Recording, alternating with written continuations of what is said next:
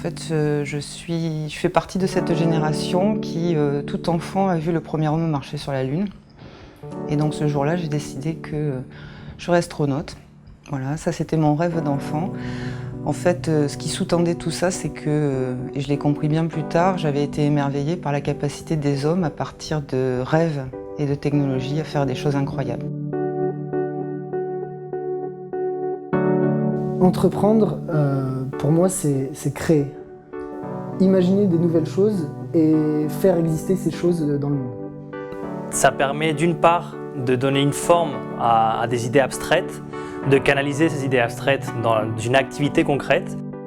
Vous créez c'est un bébé que tu crées en fait, et il faut que tu lui apprennes des choses, il faut que tu le rendes fort, il faut que tu fasses en sorte qu'il s'impose dans le système et qu'il grandisse, donc qui ramène des nutriments, enfin voilà, de l'argent quoi.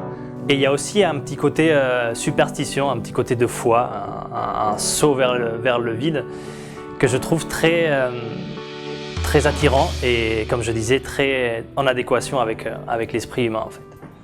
L'idée première, c'est aussi d'innover dans un monde qui me plaît mais que je trouvais un peu triste parce qu'il ne se passait pas grand-chose en fait.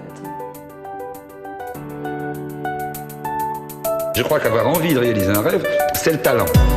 Et tout le restant, c'est de la sueur, c'est de la transpiration, c'est de la discipline. C'est pas du temps que je considère comme du travail, mais plutôt comme un hobby. Je pense qu'on a été un peu contaminé par le virus de l'entrepreneuriat et je me verrais vraiment mal faire autre chose que de créer une société utile et dans l'intérêt général.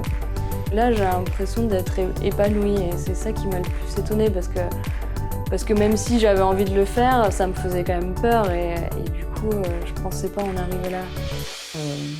J'ai découvert que c'était une aventure humaine, incroyable, extrêmement enrichissante.